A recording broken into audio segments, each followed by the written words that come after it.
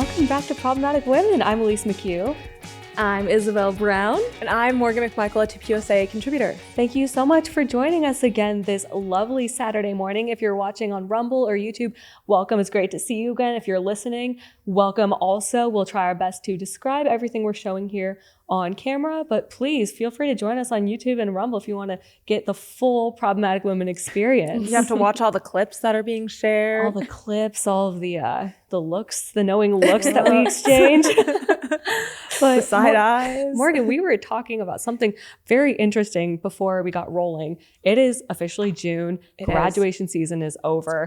The job market is so dire for Gen Z. It is. And it's kind of crazy because if you go back to actual college classes that are happening, there are a lot of kids that are now taking these adulting 101 classes, which I think is, while it's kind of funny, I think it's also necessary, especially when you're seeing the job market where kids are going into the job market, not really being able to find jobs. And Gen Z has a really negative reputation, especially right now in the workforce. So what better classes to take than Adulting 101, have financial literacy classes, learning how to budget, learning life skills that for some reason they're not learning in high school. Okay, this is so my hot take, actually, Morgan. And I keep seeing everything on social media trashing Gen Z for this somehow, that it's like pathetic or embarrassing that you're taking these Adulting 101 classes.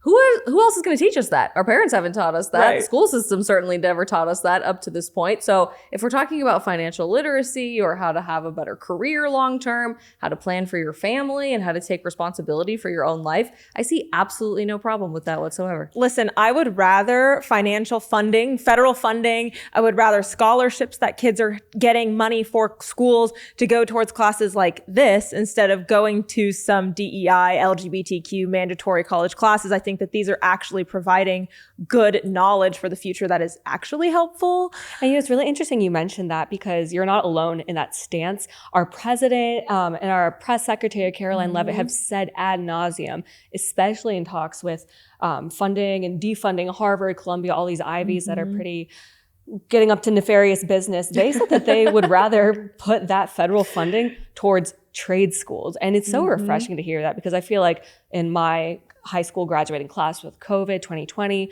that really made people rethink, oh, do I really want to go to a four-year university? Do I want to go to a private school or should I just stay at home for a little bit and take a few trade classes? And it really, I feel like it became destigmatized for the first time in my recollection in 2020. So it's interesting 5 years later to hear that this is actually something that really we should be focusing our money and time on. And actually, Crystal is here to join us. Woo! Crystal, so when you went to high school, when you went to college, were there any college classes or high school classes on financial literacy, how to be an adult, like these Adulting 101s? Like, do you feel like you were prepared? Home ec. Yeah, home ec. Do you feel like you were prepared to enter the job market by the time you were graduated? Absolutely not. Yeah. Well, my high school was interesting in the fact that there were some classes offered. I never took any of them. It was like, you can take AP Econ or you can do like some other like math financial literacy class. And I chose Econ because I was a nerd. And then we had like auto shop, which was like, I feel like it's kind of rare. That's cool. Yeah. That Like, is we rare, still I had feel that. like. And I graduated like a while ago. So we still had that. And that I thought that was pretty cool. Like that's teaching like a hands-on kind of skill, like a life skill kind of. I know, Morgan, you're really passionate about like trade schools. I don't know if you've talked about that yet, but. No, and that's something that I think needs to be normalized in high school as a pipeline and be destigmatized because right now kids feel like they're graduating high school and they have to go to colleges. And then when they go to college, they're not actually set up for success in the workforce. I mean, high schools got rid of home ec classes.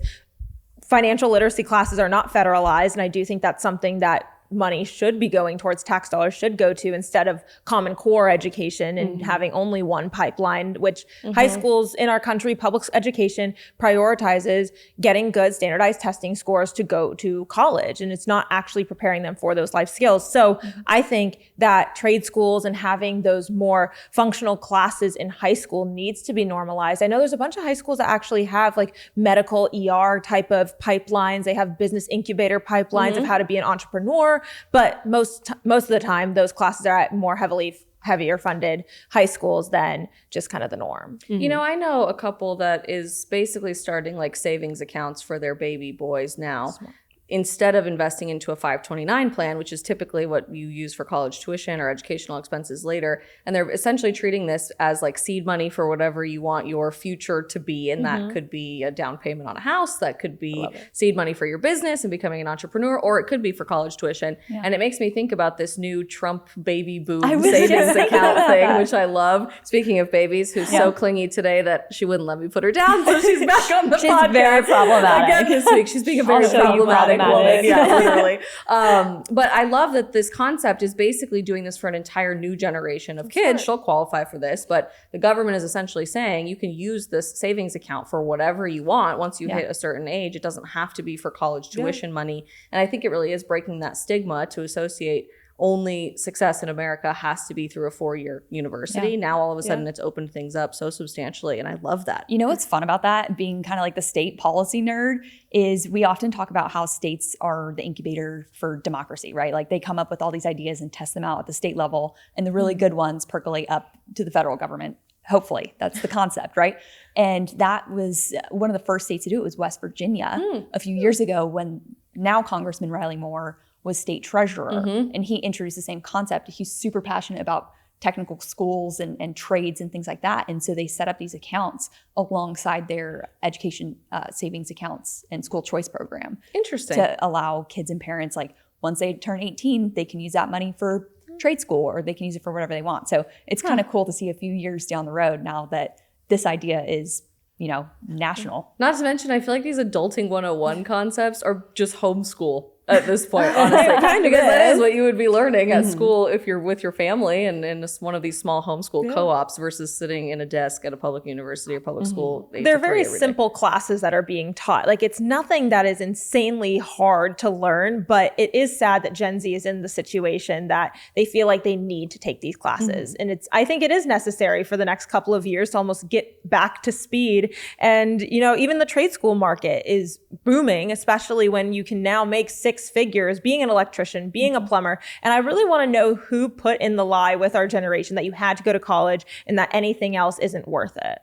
I think it's like the same globalists that were like, if we outsource all of our manufacturing jobs, everyone will live a better life. And fast forward, here we are, not true. Yeah. Well, let me tell you, I have graduated pretty recently, and it was really refreshing to see in all the jobs that I was applying, most all the jobs I was applying for, a lot of them were within the conservative movement. And a lot of these jobs did not require a 4-year university degree. You could have your associates, you could go to like a 2-and-2 program. Some of them were like, it's optional, like preferred, but like you don't really need to have your college degree. Wow. And that's something obviously you're not going to see. That's got to be part of the culture shift too, right? Like when companies start taking that approach where they're not requiring XYZ piece of paper, then I think you really start to see more of an investment in life skills. And was it Dave Portnoy the other year who said that if somebody has a degree from something like Harvard or Brown or Princeton, he actually goes out of his way not to hire them at this point too? So talk about the culture shift. I mean, what a substantial change of reality.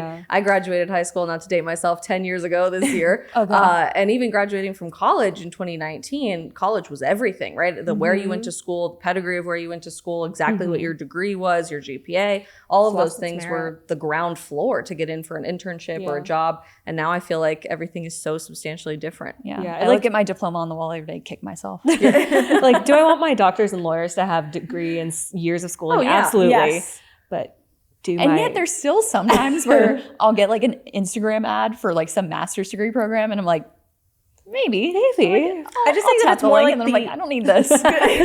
I think it's like the Ivy Leagues have really lost their merit of name recognition. Like you can still go and get degrees, go to a good school, but you don't have to go to Vanderbilt to be a doctor. You don't have to go to Harvard to be a lawyer. And I think that is indicative of what the culture shift is looking like. And that's not to say all school is like throw the baby out with the bathwater situation. On that note, I'm in my second master's degree program right now because I get bored and I'm a lifelong learner, and it's just a fascinating thing for me to keep engaging in. And so I think when we talk about this as conservatives, it's a really interesting nuance that we're not saying all education is bad, that we should defund all education. That's certainly what the media has been running with this idea of defunding and demolishing the Department of Education here down the road in DC.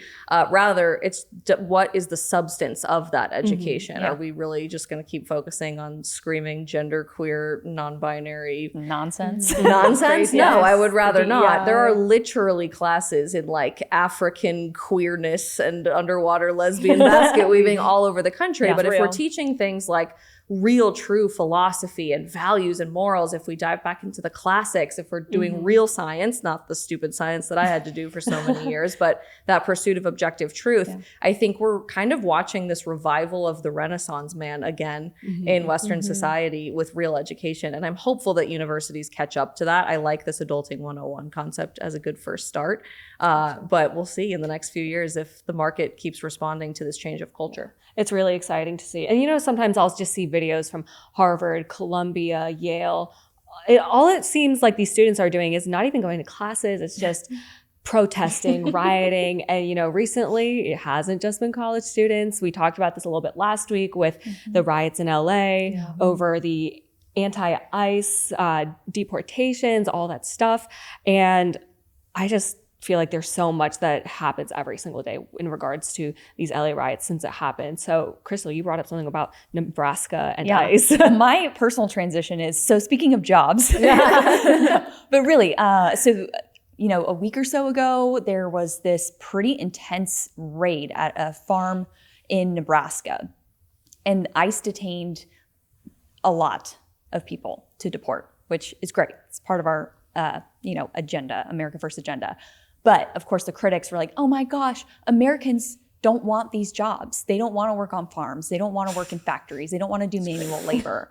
Well, plot twist, because a report came out that within, you know, the day of them arresting all of these folks, the waiting room for this facility was completely full of Americans applying for jobs. And they like filled, I don't know, it was something like 60 or 90 positions. Like, That's this is incredible. insane. Like, this is incredible. And so, you know, the lie that the left tries to tell us that American citizens don't want to do hard jobs just got proven wrong in real time, which is glorious. But anyways, to your point about the ICE raids, things have been popping off and escalating, and we got some new data. We love our stats. We do love our here. stats. Morgan, do you want to talk about the first one? We can talk about our stats. There were over 1 million self-deportations. God bless America. Since March.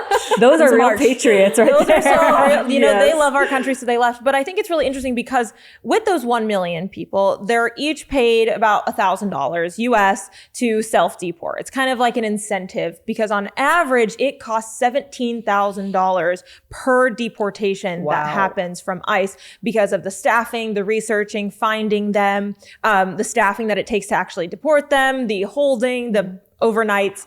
$17,000 per deportation, which is happening. So to that I say, why don't we pay them $5,000 and a plane ticket to the city that you actually want to go to, wherever in the world? We will actually buy you a plane ticket and give you $5,000 if you self-deport. At the end of the day, you're saving American taxpayer dollars. Do you think European countries are going to copy this model now if it's that successful? Seriously, if 1 million people self-deported for a measly fee of $1,000? Some are getting paid, some aren't. Like the numbers are just like they're deciding to leave. They think they're going to get deported, or they get a text like, "Hey, you're going to get deported." Wasn't part of the deal. And these are- if you these are the if you self-deport, you can theoretically reapply to come in the Yes. legal way. You won't permanently be banned. Yes. That's so fascinating to me. But I And it don't makes think me like the wonder people if- that are getting rounded up on these raids are not getting $1,000. Right, correct. Correct. Voluntarily leave. Yeah. But it makes me wonder if like the UK and all of these European countries that are really struggling with this illegal migrant problem, whatever we want to call it, illegal immigrant problem, are going to start thinking about policies like this because it's totally unsustainable. I read something the other day, I think it was from GBN News, that about 25%, that's it, 25% of schools in the United Kingdom do not have a majority of white students in their school. I'm paraphrasing. If you've been I don't to have the the UK exact. in the last 10 years, you've seen this massive It's cultural crazy. shift. It's wild. They've completely lost their national identity, which is really sad. And It's sad and because Brits are really upset about it. as they should be, because they're being replaced and they have nowhere else to go, other European countries. But then you're also looking at even Germany, France, Poland, like a lot of the other European countries are also being taken over by migrants. I think the best thing about what's happening here in America is President Trump campaigned on a lot of things, but one of the top was border security, right? And I think not just the left in this country, but kind of the leftist elites across the globe, especially in Europe, they looked at it like, we'll believe it when we see it. Like, good luck with that. And it's like, Morgan just dropped the 1 million deportations since March. Well, since in May, 0 illegal immigrants were released into the U.S. Wow. Customs and That's Border amazing. Protection just released this on Tuesday, their May data. That's crazy. And 0. Last year, in 2024, over 62,000. Yep. So within a year, we've gotten border crossings down to 0. 0. Like, it's possible. And I think that we have proof of concept now, right? So now our friends and allies in European countries that have been dealing with mass migration, frankly, a lot longer than we have, and have seen their cultures shift significantly, they have a proof of concept to work off of. And it's pretty simple. It's just law and order. Yeah. And one of the big criticisms I hear from the left is appeals to emotion when it comes to these deportations, that they say ICE is rounding up hardworking members of the community. First off, that's not who they're rounding up. They're rounding up the criminals and the criminal illegal aliens. But sure, let's say that they are also getting people who are just here illegally, but they are members of the community. Well, this is the answer to it with the self-deportation. If they want to come back legally, here's $5,000. They're paid $1,000. Yeah, $1,000. This will hold you over, so then you can come back. Yeah. Especially with, I don't know, conversion rates. 1,000 USD is probably a lot more wherever you are from. So this is just like the perfect answer to that. And it kind of breaks down that whole argument of like, they're taking away members of our community. It's like, okay, let's say that that's happening. Then they can use this and come back, because if they're do-gooders, that's what they'll use it for. I'm fascinated about this 0 people let into the country concept, shocked. especially 2 blocks from Capitol Hill, when mere months ago, it was shoved down everybody's throat that a good compromise on the border under the last tail end of the Biden administration would be to let 5,000 people per day into the country. Per day. And that was a win. That was a huge win to secure the border. And that's something we should all be championing and be happy with. Right. What on earth were these people thinking when I we don't know knew what this they're was a on. reality? What are we, less than 200 days into the administration? yeah. Well, less than 200 days just- into the administration. It's that wild. was doable. And to your point, in order to get to 5,000 a day, it was past this border legislation, right? We have to have a legislative vehicle in order to secure the border. You don't. No such legislative vehicle has passed since President Trump assumed office. Because he's doing his job. Because there's Border Patrol agents at the border. The wall is actually working. And it's also that the illegal immigrants that would have come into the country are now feeling de-incentivized. And they're like, well, if I go in, I'm just going to get deported, or I'm not even going to be let in, or I'm just going to have to turn around and come back. So I'm just not going to do the journey and hire a mule to get me to America. And so great. You know, that is everything that we've asked for, that we've voted for. And I want to see 0 illegal immigrants crossing the border from here on out. Amen. Absolutely. I absolutely voted for that 0 statistic. And I think it's so expedited, and we're really just not used to seeing a president use their full constitutionally given authority. Honestly, I just don't think we're used to seeing a president, to be honest with you. They used to call it late at 11 a.m. every day. And, you know, everyone is like not used to this. They don't know that the Constitution tells President Trump that he can do these things that he's doing, his administration's doing. And so people are calling him a king. And of course, would it be June? Would it be summer if there weren't riots? And this past weekend, coinciding with the Army's 250th birthday anniversary and also President Trump's 79th birthday. And Flag Day. All the days. It was the No Kings protest. And listen, I was honestly a little bit worried. I felt like it was going to be like LA light, and it was going to be BLM 2020 all over again. And then I turn on the news and it's like they let the nursing home out. No, not like they let the nursing home out. I actually think that these people who paid for this, the Walmart heiress, by the way, who paid for these protests, not And even Rainy a joke, Weingarten. actually went around to nursing homes, loaded everybody up in the van, said, we're going for a walk, everybody. If you zoom into the pictures and videos at every single one of these protests, every single one, look up any city, every one of them is a boomer, white, angry, miserable Democrat. And it's fascinating to me because they claim that these are these cool punk rock, culturally relevant protests that are all about the future. And it looks to me like these are all of the Woodstock hippies of the 60s and 70s who missed their opportunity to embrace activism for the last several decades. And now they're making homemade signs and hitting the streets again to do nothing. Did y'all see the video of the older white woman like ranting about, she's like, my housekeeper is gone and my neighbor's gardener got deported. What are we supposed to do? Hire I'm an like, American. Hire an just American. clean your house. So bad. Mow your lawn. Like, Terrible. what? This reminds me of Martha's Vineyard when it was like the yes. super Oh my gosh, elitist yeah. Democrats that were like, they need to get out of Martha's Vineyard. Like, what am I going to do? And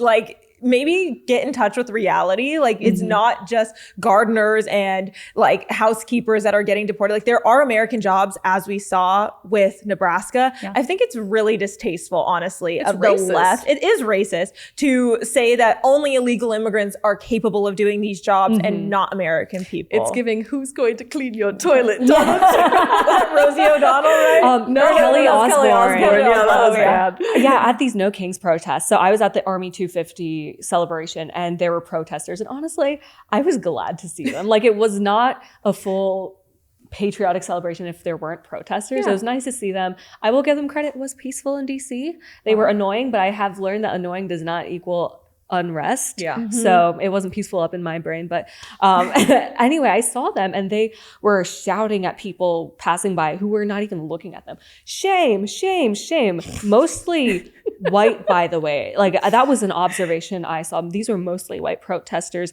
We have a little bit of footage from that if we want to put that up on the screen.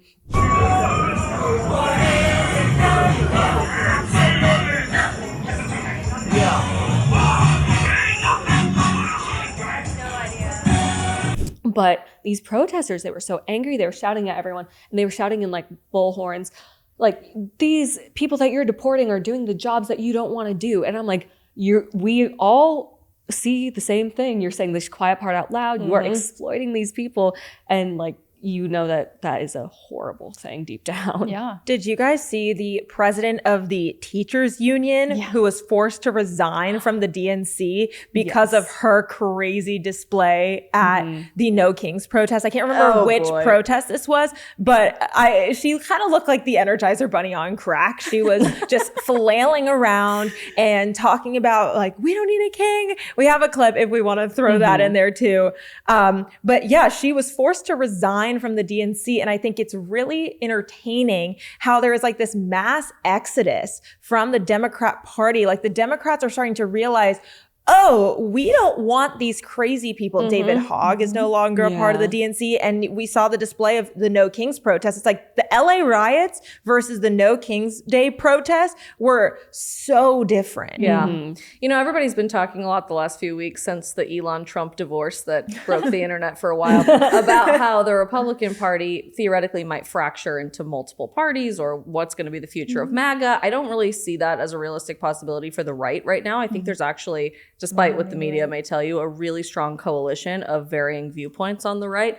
I do see that on the left. And it's fascinating to me that there are a handful of people that kind of are just now seeming to get it, that they way over pushed the envelope. They went way too woke, way too quickly, and they lost America. They lost the vast majority of our population. You kind of saw Gavin Newsom dip his toe into that in having Charlie Kirk on his podcast. Now he's gone full psycho again. So goodbye. But David Hogg is kind of exploring a little bit of that. Pete Buttigieg has all the wrong ideas, but he is saying that they need to get young men back to the Democrat Party. And so Paying it's $20 interesting million. to me. Yeah, try to. Naturally. But I wonder how that's going to affect their next presidential primary and who they're generally considering for the new face of the party. Because right now it feels like there is no sense of direction. chaos. No leadership. No sense of common values even. You're watching this old guard of the angry white boomers who miss the Hillary Clinton era, really. And now this whole new realm and generation of progressives in the AOC vein that are not getting along whatsoever. So it'll be really interesting to see how that unfolds. Absolutely. Just keep doubling down on transing the kids. Yeah. Amen. Do it. It seems to be working for you. And this is all stuff that like you would not hear from the mainstream media, from the legacy media. But if you just use your own two eyes, which they tell you, don't believe your lying eyes. If you see with your own two eyes, you can see the fractures and the disarray that they are in. And I think no better place than last Saturday showed that with the Army 250 versus the No Kings protests that were going on at the same time. These No Kings protests, older, white, 60s. Honestly, I type thought they were just protesters. protesting the fact that the LA Kings weren't in the Stanley Cup playoffs. Like, get them out of LA. And then you see the families that are walking by these protests and ignoring them, and they are like young, diverse, happy to be there, real patriots of all backgrounds. And it was just night and day seeing that right next to each other, like literally passing each other I in think the the question streets. really is like, do you want to be part of this like chaos and anger? Or do you want to be part of something that is truly about community and building and a future? It's chaos versus common sense. Yes. And also it's just anger versus joy. Like people are, and those are choices at the end of the day, right? You can be upset about something involuntarily in the moment. You can be joyful about something involuntarily, happy about something involuntarily in the moment. But to choose joy as a lifestyle and to choose anger as a lifestyle is Very an different intentional things. choice, especially over years and years and years. And I'm looking at this dichotomy, especially offered to young people. And it's no wonder to me that Gen Z is overwhelmingly running as fast as they can to the right, including women, by the way. There was a shift from 2020 to 2024 of 11 points for young female voters under 35 from the Democrat Party to the Republican Party, and the majority is very, very thin for the left. And it's just obvious to me. Who wants to live that way? Like that would be just such a miserable There's existence. already so much like chaos in the world and in our daily lives, like just keeping my calendar organized and like dealing with life, right? Like I don't need to also add in this whole other layer of just being angry at everything and everyone all the time. Like it's exhausting. I mean, we see it. The left used to be the party of unity and promoting that we welcome everybody. But now we are seeing this just splitting of the party into these different factions. And I am very intrigued to see what the next 4 years is honestly to come. And I have to hand it to the Trump administration on that point specifically, because with a lot of their executive orders and things that he has said, Caroline Leavitt said, it kind of backs the Democrats into a corner, shines a light on them and says, answer for your policies and your stances and your ideology. An example I'm thinking of is when he signed the executive order saying that Title IX protects women in sports, and that really shined a light on the Democrats and said, like, what are you trying to do? This is so unfair. Like you what about are these biological boys that think they're girls? Exactly. It's like you're no longer the ones who are championing men and women and all of that stuff. That's the Republicans now. And there's so many more instances of that. So it's been really cool to see. I think people are really starting to wake up to all of the propaganda that we've been dealing with, that everything pushed down our throats as progressive and loving and empowering is really doing the opposite. Just this morning, I was sitting there scrolling through TikTok and I saw this new trend that is very controversial. It's the song that says, when I was a kid, I was just a little boy stuck in my room or something. I'll have to look it up. But essentially, it's being used by detransitioners to say, this was just a phase that I went through and I was so miserable and I was literally medicated into insanity with these puberty blockers and all of the testosterone I was receiving, or estrogen on the other side of the coin. And then the really radical leftists are saying, if you detransitioned, it was never real. You were never actually trans. It was just a phase. But by the thousands, young people about our age are coming out on social media to say, remember when I thought I was a boy? What a horrible time in my life. Remember when I was so miserable and medicated into chaos and I couldn't even think for myself? And now all of a sudden, it's like this veil is being lifted because people in positions of leadership and power are bold enough to say, enough, we're not going to keep doing this to the next generation, be it sports or transing of kids or anything in between. I'll just do a quick plug for our friend Mary Margaret Olahan's book, Detrans, which if you haven't read it, read it. It's such a beautiful testimony of these folks that have detransitioned and went through really hard times. And I think it really humanizes the topic, right? Like it's easy for us to say like keep men out of girls' sports, but like these folks that have transitioned, that have gone through this process of detransitioning, like that's a whole thing of its own. Well, have you I think noticed the more stories get out like that, the better. Have you noticed how invalidating the left is to the detransitioners? I know that there was a huge Supreme Court case that just went through Tennessee in the Scarametti case to where now in the state of Tennessee, you cannot get any type of cross-sex hormones or gender affirming care in quotes for as a minor, which is a huge win for the conservatives. But it's why is it the left that is completely alienating the detransitioners, not validating their stories or even listening to them? And even to your point with this trend that's going around, it's like, that is so sad that there are thousands of children and adults who did transition, have to go through the mental of untransitioning, and then hearing your story be invalidated by the millions. Well, and the big line that we've all heard for the last decade or so is all, well, it's just temporary. It's all reversible. It's just a temporary relief for all of the mental anguish that you're dealing with. And that, of course, is referencing puberty blockers, not actual cross-sex hormones. A new study came out this week that 98% of children who receive puberty blockers end up receiving cross-sex hormones. So there is no temporary same. put everything on pause. Same. Like literally exactly the same situation. What's like Chloe Cole refers to it, I think it's like a treadmill or what does she call it? Like a hamster wheel. Like once you step on, there's no getting off. And the second you do try to get off, they say that you're like invalidating everyone's existence and you're such a horrible fear mongerer. They're just being honest about how horrible this experience was for them after they've already put themselves through an irreversible castration, either through surgery or internally chemically. It's devastating, but I am really encouraged and grateful to see really courageous people be willing to share that transparently and honestly, knowing that that backlash is inevitable, going to come. But now all of a sudden they're able to transform that for the next generation to prevent them from going through that pain. And you know it's not irreversible? The years and money and just emotional and mental and physical trauma that your body and that even like someone's child goes through when they're sold this lie. And it's just, and my heart goes out to those people. And it really gives me a lot of hope that they have the voice now on social media with even these trends that are being able to break through into virality and speaking up in Mary Margaret's book and just having a lot of access to these stories, because unfortunately they went through it, but hopefully they don't have to go through it. And you really cannot, the left cannot gaslight these stories into submission and into just being invisible. And it's really hopeful to see. But anyway, if you want to hear more about the news of today, more stories like this, we have a morning news rundown. It's called Top News in 10, hosted by our very own Tony Kinnett. He also has an evening show, the Tony Kinnett Cast. He just goes over the news of the morning in 10 minutes or less. It is great. You can listen to it on Spotify or wherever you listen to podcasts, but you can also watch a video version on YouTube and Rumble on the Daily Signal. And if you don't want to miss that or any of the other products that we have coming out, just make sure to subscribe, like this video, hit the notification bell so you never miss when our YouTube content comes out. You can also subscribe on podcast platforms, Spotify, Apple Music, wherever you consume Daily Signal content. And also, Problematic Women specifically, we have an Instagram where we will post extra bonus content straight to cams. You'll learn what that means soon. And just stories. And we like to interact with you guys and hear what you guys have to say about our show and answer some of our questions of the week. So make sure to follow us on Instagram. That is Problematic Women.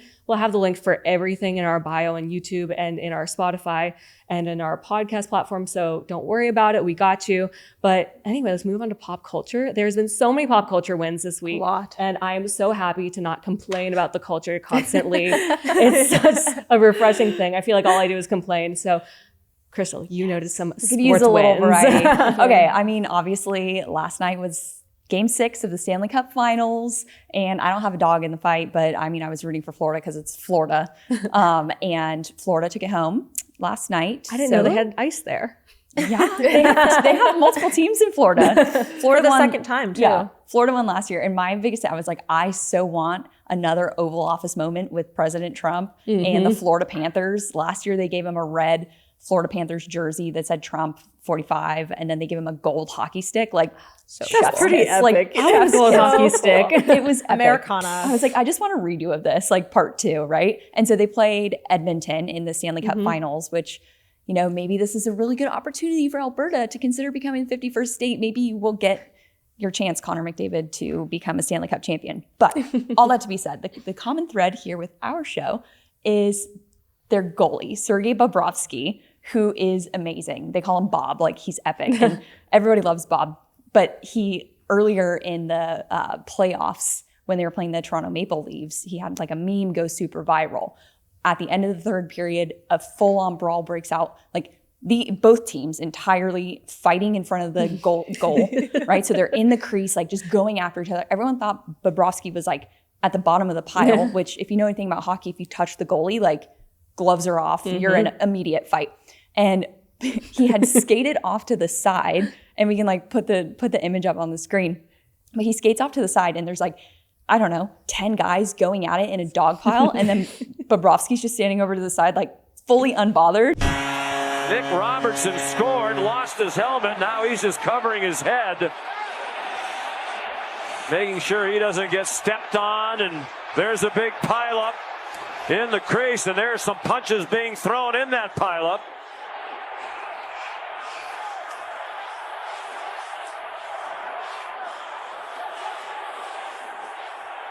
And there were so many memes. So like he became a meme throughout the whole Stanley Cup playoff series.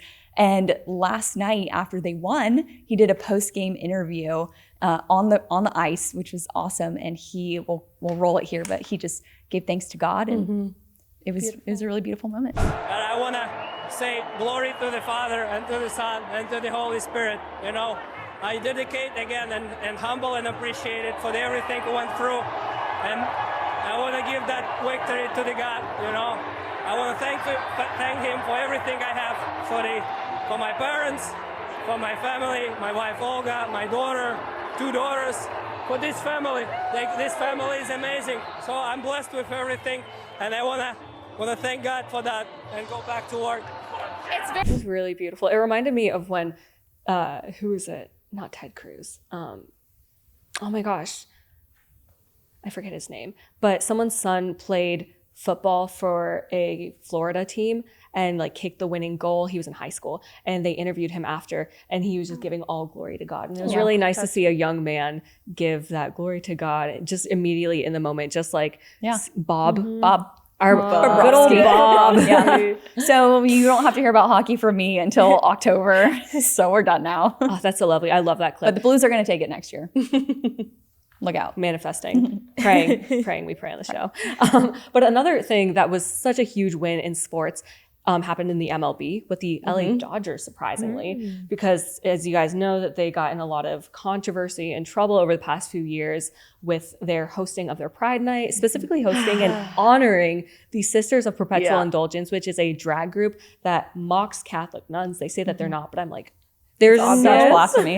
If it looks like a duck and quacks like a duck, you're mocking Catholic nuns. Yeah. So it's been very contentious within LA Dodgers, and it's California, what do you expect? But Clayton Kershaw back then said something about it. He said, hey, I don't like this. I don't like any team or any organization that mocks a religion. That's what I don't like. He didn't say that it was against pride in general, his stance, but it was just he didn't like that aspect. He took it a step too far. And this year, when the LA Dodgers made the whole team wear their rainbow-themed pride hats with the pride logo, Clayton Kershaw actually, and we can throw up a picture on screen of it, he had a Bible verse on his hat. It was Genesis chapter 9, verses 12 through 16, I believe, which is the Bible verse that states that the rainbow is actually a covenant with God and mankind, not the LGBT parade. So that was really beautiful to see him take back that meaning, and also the fact that people weren't even mad at him for it, and people were really cheering him on and even telling him, go a step further, just don't wear the hat. But like, good job, Clayton Kershaw. I actually kind of love that he did this rather than protesting the entire situation and saying, I won't do it. In a way, he's reclaiming some of this language and all of the labels and images that we've seen the left manipulate, this sort of toxic empathy that we've really seen rise to the surface over the past decade or so. We're taking that back, right? It's the exact same way we're taking back the concept of feminism and supporting women's only spaces. We're taking back great parenting and good raising of children, whereas people used to say that, right parents were so evil and mean and spank your kids, and that's so evil. But I love that we're taking this moment culturally to say, okay, we can talk about empathy. We can talk about accepting people. We can talk about our feelings. We shouldn't shy away from that. But what is the appropriate way to do that in a way that truly honors our common shared humanity? And I loved that he took back the rainbow this last week. That's what it's all about, reclaiming the rainbow. I like that there's a common theme of athletes that are starting to protest, whether it's the MLB or the NFL, and actually proclaiming their faith in God. I think it's really important. But then also on a political side, not even saying, I'm not going to wear the BLM jersey. I'm not going to participate in the Pride Night, or I'll go and I'm going to make a statement. And I think that is honestly more valuable than not attending, because you're showing up and saying, I'm not going to participate in the wokeness that is going on when we are not going to conform to our culture, and then standing up and actually making a statement that I think gets more eyes on it, arguably, and actually is making a difference. Definitely. And I feel like it's just it's great to see this happen in the MLB because I feel like the MLB is the sport that I associate with these Pride Night controversies most prominently because of the whole Dodgers thing. But then also we saw some stuff with the Mets having people twerking on their Jumbotron. And I was like, enough of that. Did I see it correctly? Total side note, that the Mets did the national anthem to the pride flag. Oh, this month. I did hear that. Then when we sang the national anthem and everybody put their hand over their heart, instead of flying the American flag on the Jumbotron, they put up the pride flag this year. I did see that. That's Actually. horrible. It's not sacrilegious, but it's something else. It's like Feels very sacrilegious. Patriotic. It's disgusting. Evil, But you know where they're not doing that? Actually, I don't know if they're doing it here, but at the White Sox Stadium. True. They did quite the opposite, and they actually had mass, like Catholic mass at the White Sox Stadium. So much. Because as we are all familiar now with Pope Leo, aka Bob Prevost, he is from Bob. We love Bob. Common theme here. That's going to be the thumbnail, it's just Bob. He's from Chicago. He is our American Pope, the Pope, as all of the shirts said. It was so, I can't believe we have an American Pope. And they had a mass at the White Sox Stadium this past week. And the Pope had a special message for the people and the attendees of this mass and this game, I believe. And we can throw that up right now. I'd like to send a special word of greeting to all the young people, those who have gathered together today, and many of you who are perhaps watching this greeting through technological means on the internet. As you grow up together, you may realize, especially having lived through the time of the pandemic, times of isolation, great difficulty, sometimes even difficulties in your families and our world today. Sometimes it may be that the context of your life has not given you the opportunity to live the faith, to live as participants in the faith community. And I'd like to take this opportunity to invite each one of you to look into your own hearts, to recognize that God is present.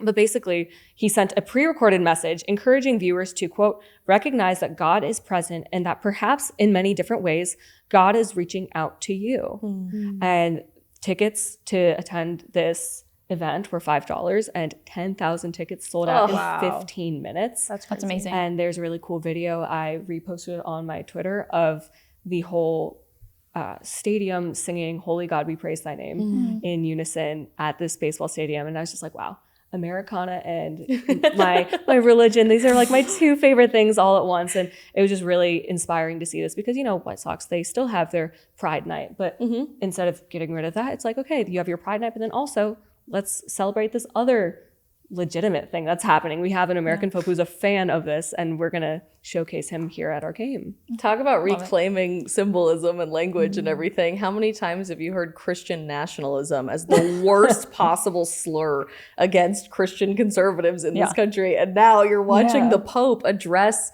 an American MLB stadium, and that sells out in mere minutes. I think it's such a huge pendulum swing that we're seeing in honoring faith as the primary obligation that we have again, even above our patriotism. And watching that shift happen, I think is really going to impact morality and our values and how we communicate as a society. I wouldn't be surprised if they start dropping Pride Nights here in the next few years. I hope so. I genuinely think that if we saw more faith-focused and Americana-focused events, whether at stadiums or just in the community, that they would sell out faster than any of these pride parades or pride events or any of the pride nights at these stadiums, because there is a desperate need for God in our culture, and we are seeing Gen Z cling to it so hard. I mean, you're seeing young men running towards churches. You're seeing young women starting to explore their femininity again and realizing that all of this truth is coming from the Bible. And when we're seeing the cultural shift, I don't think it's by accident. It is because that there are strong Christian people out there that are sharing the gospel, which is the Great Commission, and bringing other people towards faith.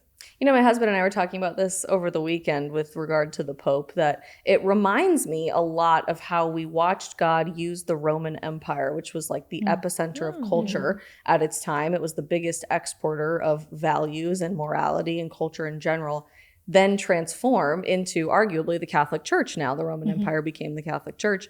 The Roman Empire of our time is the United States of America. We easily impact culture around the world more than any other society in terms of entertainment, in terms of education, values, fashion, everything in between. And now with this rise of an American Pope and this huge culture shift in the church about that, I think it's so indicative of a head of the church that's able to speak so eloquently to these issues of pride parades and the transing of children and abortion on demand in our country, the loss of the family unit in a way that no other potential pope could have. And I so see God's providence working through this because you're watching this unique cultural moment from inside the United States through the vehicle of the church suddenly transform the entire world. And I think people are so desperate, as you said, Morgan, to cling to what is good and true and beautiful again. And we're looking for meaning, we're looking for tradition, we're looking for depth in terms of our relationship with God and with each other again. I wouldn't be surprised if there's this huge Catholic revival, even bigger than what we're seeing in the last few years, now into the next decade, and that America is really going to lean into that.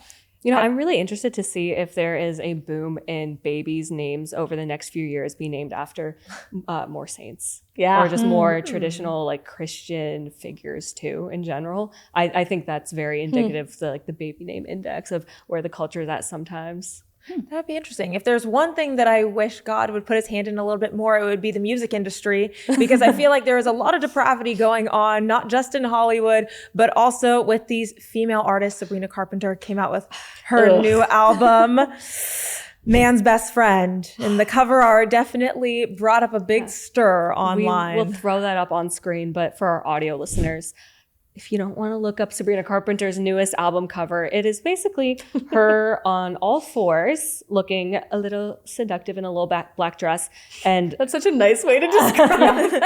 I don't know what our show is rated. Very seductively. And a man is holding her hair as if it's a leash. Yeah. It's feminism, apparently. It really is. We've talked about this a lot. And also another thing that we will throw up on screen, inside the album, in the vinyl art, it looks so much like Lolita, which is that really weird, creepy piece of literature about a man who falls in love with and like basically kidnaps and just a young girl. It's so bad. And the art really resembles the style of that movie and the themes of it. And it's really creepy. And I just feel like Sabrina Carpenter, she's back up in the cultural zeitgeist again and again because she has this really interesting brand of sexuality and feminism that is the result of years of like the Me Too movement and modern day feminism, in that she can be sexy, but she has to sort of have like a tongue-in-cheek joke about it. She's sexy in a Betty Boop way and not like a Britney Spears way. It's like she has to be self-aware and she's not appealing to the male gaze. She can say that she's not appealing to the male gaze, but then while still wearing lingerie. And like hair held like a leash. That's and kind of looking like a little baby doll, emphasizing in her music like I'm 5 feet tall, little creepy. And it's just, this is the end result, and nobody on the right or left is particularly happy about this. I used to be a really big fan of hers because she did just present as like a young 20-something-year-old woman, but now it's getting a little weird. It's getting a little creepy. Espresso was the song of the summer last year, and now you're seeing this weird split between her fans, which I honestly think is her not reading the culture of where it is moving to, and she's pushing the envelope so far, saying, oh, I'm just joking. It's just like a play on what's going on. But in reality, people are looking at this like, is it a joke or are you actually being legitimate? And only feminists can make the joke, because as soon as you actually start objectifying or sexualizing her, then all of a sudden, oh no, you went too far when she's doing it to herself. And I think that's the number one message that bothers me, is seeing feminists self-sexualize and self-objectify themselves on the internet and in the public eye, and then getting mad when men react to that. It's like this Bonnie Bloom concept. It's the same thing, right? I mean, we're so empowering of women. We're so feminist. We're so uplifting of the female species. But then let's make videos trying to sleep with 100 men in an hour and call that empowerment of women. It doesn't make any logical sense to me whatsoever. But I do think you're right. I think it's the result of decades of propaganda and brainwashing about what is actually empowering to women. And you're called this horrible, anti-feminist, misogynistic, regressive horrible person, essentially, if you say that, oh, you should hold your sexuality for the person that is actually going to honor and respect you. Don't have sex until you're married and you're ready to have a baby. Believe it or not, this is the result of having sex with somebody. That's what it's intended for. That makes you evil. But then if you do this as even a kitschy joke, eventually the joke becomes real, right? And that's somehow empowering to women. I don't understand that. Well, she was on the cover of this magazine. I can't remember what. And she was Rolling Stone. She was Rolling Stone, fully nude naked. with the longest hair. It was very sexualized. And she even said in that article that, well, sex sells. But at what point does that go too far? And at what point is she just as much as OnlyFans model as an OnlyFans model is, but singing about sexuality? And I saw a bunch of tweets come through, posts on X saying, what else do you have other than sexualizing yourself? And what is your talent other than sex? Her tour, she would actually perform a sexual act on stage during her song while there's children in that audience who are listening to her music. So that to me is just as much perverted and promoting the sexual culture as OnlyFans. I went to that tour. I went to that tour. I actually went to her second to last tour and this most previous tour. The difference is night and day. Like she was just performing for like young adults at like the second to last one, but this one where she was performing the sexual act, it was a little much because it's like she said in an interview once, if you're bringing your kid to my show, like you obviously didn't do your research. Fair enough. But then when you're dressing like a little kid sometimes and you are a former Disney star, like you can't just ignore that and pretend like kids are going to follow her. Yeah. So it's just really messy. I think you brought up the point where she kind of speaks out of both sides of her mouth, where she's like, righteous indignation, but then she also kind of says something tongue-in-cheek, and I think that just indicates like something is broken. And you probably saw that trend that was going on a little bit ago, where it was like, what I really needed was a hug. Instead, I did X, Y, Z, and like this makes me think of that, right? Where I'm just like, what happened with your mom or like your parent? Like, what happened in your childhood that like led you down this path that resulted in this? I know. Lily And my heart Phillips, breaks for who's her. one of the biggest OnlyFans creators and part of this whole sleep with 100 men in an hour situation, actually said in an interview a couple of weeks ago that she was exposed to pornography at like age 7. I'm guessing here. I'm not exactly sure of the exact age, but yeah, that this was a normal part of her childhood. She was exposed to it so early and she watched it all the time growing up. And it just made me so heartbroken for her because clearly this is indicative of years and years and years of trauma, of emotional, mental, and maybe physical trauma. We have no idea what that has looked like in her life. But I wish we were able to approach these conversations from that lens of real empathy, because chances are a lot of these people are just profoundly broken and they don't know how to navigate. I mean, you kind of see that on full display with like Justin Bieber. I don't know if you guys have been keeping up with that. But he's just been like all over the place. What was the thing he said recently? He was like, is it not clocking to you that I'm standing on business? And I was like, I think I'm just starting to age out of like knowing popular slang. Because like I knew what he was saying, but I was like, ooh, that's a lot in one sentence to me. And I'm just like, Justin, you are crashing out, as the Gen Zers say. Someone really send help to the memes. He needs us. Listen, I want Justin Bieber to go back on tour so Me bad. too. I would sell my kidney to go to a Justin Bieber Eras tour. Justin Bieber's Eras tour. Never Say Never Part 2. Amen. Oh my gosh. Let's just all watch that, review it. I bought it on iTunes last month. Like, we're all good. I was like, I can't believe I don't already have this. And but, purchase. Praying for Sabrina Carpenter, praying for Justin Bieber and the entertainment industry. God hasn't dipped his hand in. Well, he has dipped his hand in there, but it's moving. We aren't seeing how yet. But we also asked last week, I don't know why I thought this was going to be a good transition. I completely forgot what I was going to say. Our question of the week last week. So sorry. We asked, is America still worth fighting for? And why is America still worth fighting for? And I'm actually really curious if anyone thinks that the entertainment industry is still worth fighting for. I definitely think so, but that's not our question of the week. I want to show some answers from last week's question of the week. So why is America still worth fighting for? And is it even still worth fighting for? From Vicky Live Farmhouse, 100%. Crazy we even have to ask that question. Andrea Hitt says, as President Reagan said, if we lose freedom here, there's no place to escape to. Amen. Sure. M. Brown 18 says, it is still worth fighting for because we need to keep our city and the world healthy and worth fighting for. MAGA 2025. So true. And Kleinstein 9 said, always. We have another question of the week this week, which we didn't touch on yet, but circling ask, back did I miss it? to illegal immigration, how much money should each illegal immigrant be paid to deport themselves? I like that question. Taxpayer dollars. Honestly, how much would you pay an illegal immigrant to self-deport themselves? You said it costs $17,000 on average for us to do it? Yes, for the government to do it, it costs $17,000. Currently giving $1,000. giving $1,000.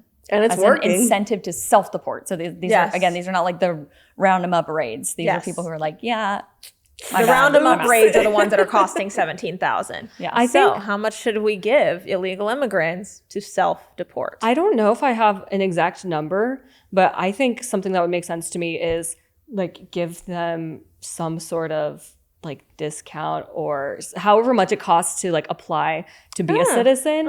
Just like give them a little discount on that, plus a little bit more to like leave. But that's interesting. Yeah, I think that would be a really good metric. Like say like self-deport at the checkout counter for 50% off, like self-checkout instead of needing the cashier. Yeah, I don't know. I don't know if that's a bad Go answer. to an immigration office, be like, hey, I'd like to deport myself today. Collects check. Yeah, how does that work, actually, now that I think about it? A million people have done this. Do you just call up ICE on yourself and say... Well, so I found out that through the CBP One app, you can actually alert Border Patrol that you would like to deport yourself, and that's how they've been keeping track of it. So funny how during the Biden era, the CBP One app was used to, hey, come to our country illegally and book yourself a plane ticket. Now it's book yourself a plane ticket out of the country and you won't face repercussions. And so it's been working. Yeah, interesting. Yeah, so that's my answer. A little discount code. A little discount code.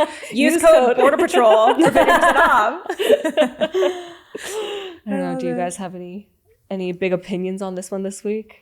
I don't know. I'm curious to see what people say. I mean, I'd like to say in an idealist scenario, nothing, $0, but you know, that's not the world we're living in. And it seems to really be effective what we're doing right now. So maybe we just stick with the status quo for a bit. Yeah. Don't fix it if it ain't broke. Exactly. If it ain't broke, don't fix it. There we go. Part of me does think though, there's a lot of illegal immigrants that are coming to America, quote unquote, for a better life because the country that they live in like isn't good enough. So maybe if you're giving, I'll just use $5,000 for an example and a plane ticket back, that will help the GDP in their country because maybe they'll be able to start a business in their own country, American funded, and who knows what that could lead to, you know, them hiring more people in their family and actually being able to grow in Mexico, Venezuela, Guatemala, wherever that is. Isn't that like USAID's whole model? Pretty much. No more, apparently. You know, I think it could be something that hopefully those immigrants that are coming to America thinking they would get a good job here and didn't end up happening because we all know that it's a lot harder for illegal immigrants now to find a job because they're not being incentivized to apply for them. So I don't know. I think that could be a cool reverse program from the Biden admin. Yeah. Let us know what you think. We'll see. Yes, please. Well, thank you so much for joining us today. We will see you next week on YouTube, Rumble, anywhere you listen to podcasts. Thank you so much for spending your Saturday or whenever you're listening to this with us, and we will catch you in the next one.